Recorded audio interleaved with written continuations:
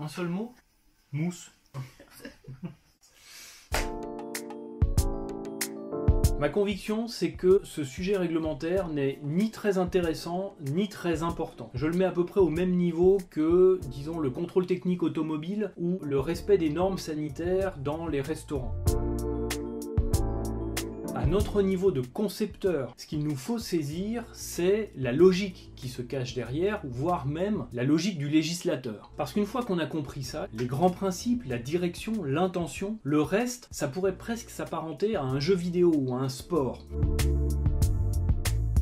Le principe général de la RE 2020, c'est d'avoir un score pour tous les indicateurs inférieur à un score maximal défini par la réglementation. On vous définit une limite qui s'appelle le score max, donc CEP max ou DH max, enfin n'importe, vous avez une limite, et le but du jeu est de ne pas dépasser cette limite.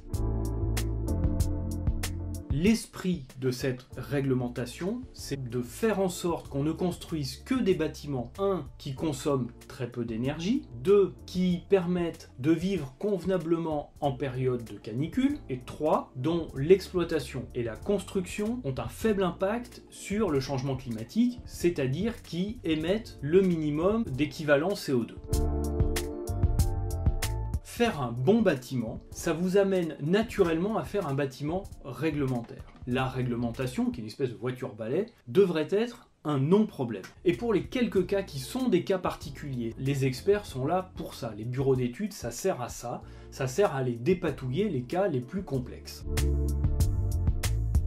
La réglementation se contrôle à la fin. Le seul calcul, la seule évaluation qui fait foi, c'est celle qui est effectuée une fois le bâtiment construit. La réalité, c'est que plus on avance dans la chronologie d'un projet, dans la conception, plus c'est compliqué de rattraper des erreurs initiales. Si on ne prend pas en compte ces règles générales dès le début, on risque de lutter dans toute la suite du projet pour rattraper des erreurs faites au début du projet.